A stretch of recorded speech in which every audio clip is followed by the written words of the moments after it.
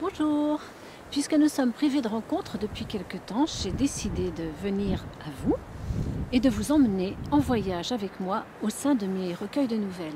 Déjà, je vous offre un cadre idyllique, l'océan, les sapins, le sable, les dunes. Formidable. Et je vous propose de lire de temps en temps une nouvelle ou un extrait de nouvelle.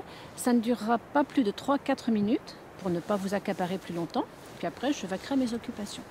Alors, je vais commencer avec une micro-nouvelle qui s'appelle En tête-à-tête. Ça tombe rudement bien aujourd'hui, non, vous ne croyez pas? Lui, c'est mon ami. En tout cas, je le considère comme tel. Mon ami du moment. Encore pendant quelques soirées, peut-être jusqu'à la fin de la semaine. Il m'attend sur le canapé. Dans 2 minutes, je le serrerai contre moi. Pour l'instant, je savoure sa présence. Mon cœur sourit, ce soir nous serons 2. Je l'ai remarqué près de Notre-Dame lors d'une balade dans Paris. Mes copines ont ironisé. Tu n'as pas trouvé mieux pour te réchauffer? Aucun intérêt pour nous. Elle m'agace la critique au bord des lèvres. Pour elle, il est insipide, polaire et sûrement ennuyeux. L'apparence toujours. Certes, ce bleu délavé ne le met pas en valeur. Pourtant, un frémissement m'a parcouru dès que je l'ai effleuré du bout des yeux. C'était lui et aucun autre. Je le voulais. Une attirance irrésistible, une envie de vibrer avec lui me réjouissait déjà. Je savais que j'allais l'aimer. Je m'approche, je me penche, un frisson dans le dos, je le caresse. Le plaisir indicible au creux de l'estomac. Je saute sur le canapé avec un soupir de félicité. Je le contemple et je l'ouvre à la première page. Voilà, vous vous attendiez peut-être à quelque chose d'autre? Un tête-à-tête entre 2 personnes, c'est un petit peu raté.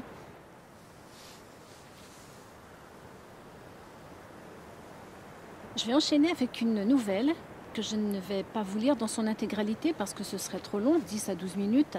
Je vais juste vous lire quelques lignes. C'est l'histoire d'une jeune fille qui retrouve sa grand-mère. Ça s'appelle Mon compagnon. En règle générale, je suis plutôt famille. J'aime les retrouvailles pendant les vacances, les grandes tablées à l'ombre du chêne vert pour des repas qui s'étirent langoureusement jusqu'à pas d'heure. Toutes ces voix qui s'entremêlent dans les aigus, les éclats de rire, les gloussements, les vers qui s'entrechoquent, ces mains qui se murmurent des attentions. Je les aime tellement tous, jusqu'à un certain point. Lorsque leurs mines bienveillantes commencent à se tourner ostensiblement vers moi d'une voix doucereuse, protectrice, je sais que mon impatience ne veut pas tarder à piailler. Une onde de chaleur va me monter aux joues, bientôt suivie de démangeaisons incontrôlables dans le cou. J'ai 29 ans. Un visage peut-être encore juvénile puisque tant de fois on me répète que je ne fais pas mon âge. Mais je suis une grande fille, une adulte, avec des aspirations d'adulte. J'ai envie d'aimer et d'être aimée. Même si le temps se joue de mon impatience et me fait languir, je ne désespère pas. Je le rencontrerai, celui qui saura me tenir la main. Alors, quand grand-ma m'a accueillie en me susurrant qu'elle avait réfléchi au compagnon qu'il me fallait, j'ai failli fulminer. Je me suis raidie, les poings fermés à faire blanchir les phalanges. Ma mâchoire s'est crispée et j'ai serré les dents jusqu'à empêcher le moindre petit souffle d'air de passer. Par elle n'allait pas s'y mettre aussi. Si, elle l'a fait. Ce compagnon partage maintenant ma vie pour mon plus grand plaisir. Grand-ma, si j'avais su. J'aime le caresser, les yeux fermés.